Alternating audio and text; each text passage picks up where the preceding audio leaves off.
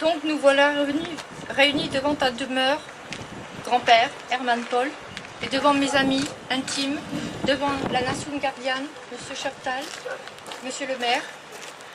Je vous remercie d'avoir compris ma demande et je vous remercie au nom de mes tantes Françoise Egersheim et Rosine, mes deux tantes.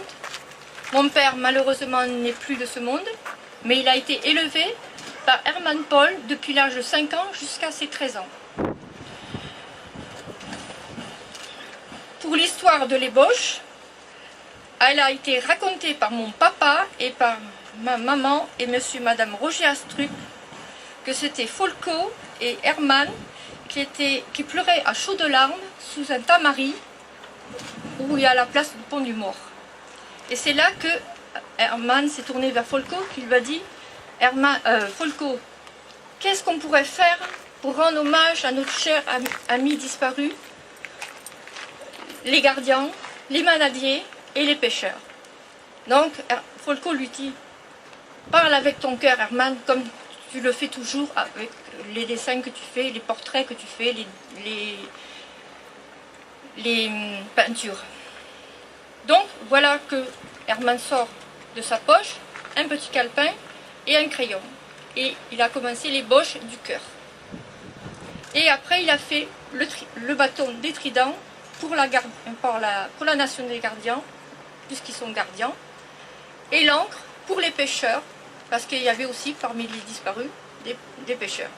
Et il a dit, par ça, ce symbole, je leur rends hommage, parce que je sais que je vais les revoir dans le paradis. Et c'est après cela qu'ils ont allé voir M. Barbanson, lui demander pour le forger. Et c'est que Folco lui dit, pourquoi tu ne le fais pas breveter? Il lui dit, non, je l'offre ce symbole parce que c'est avec mon cœur que je l'ai fait et je ne vois pas pourquoi je vais la faire breveter, puisque c'est un symbole et c'est mon cœur et ce sera pour la Camargue tout ce qu'elle comporte, tout ce qu'elle m'a donné. Et les voilà devant M. Barbanson qui leur répond, ah, il y a un problème. Vu qu'il y a un bâton, j'aurais du mal à la faire tenir.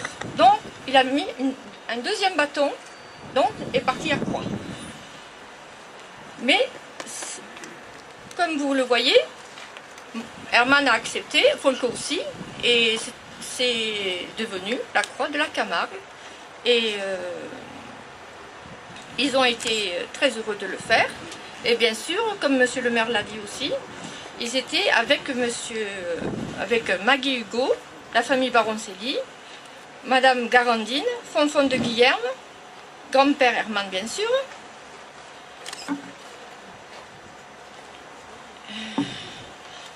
car suite du pèlerinage de 1923 ouvrant la marche vers la mer, c'est ce qui a fait là la double résonance à ne savoir quelle gloire l'emporte, chacune exaltant l'autre, celle des Saintes Maries ou la leur. Un déjeuner chez le marquis, à la Marée, à 2 h de l'après-midi, comme il se doit, est une chose inoubliable à partir du moment où Herman Paul, José Darbeau raconte des histoires bien coquines.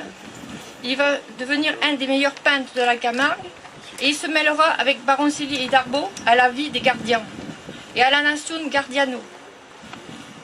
Il aimait galoper de longues heures au milieu des taureaux sauvages et des chevaux libres à travers ces plaines infinies de la Camargue. La passion de la vérité se lit dans ses yeux, comme dans son œuvre. Il était altruiste, il croyait à la vérité et à la justice. C'est pourquoi je vous remercie de tout cœur. Je parle au nom de ma famille, de mes tantes et de tous mes cousins et cousines. Je vous remercie d'être venus, même si j'ai pas pu voir tout le monde. Mais mon cœur est plein d'émotions. Et je remercie encore la municipalité, monsieur, la reine d'Arles et la nation gardienne. Merci bien.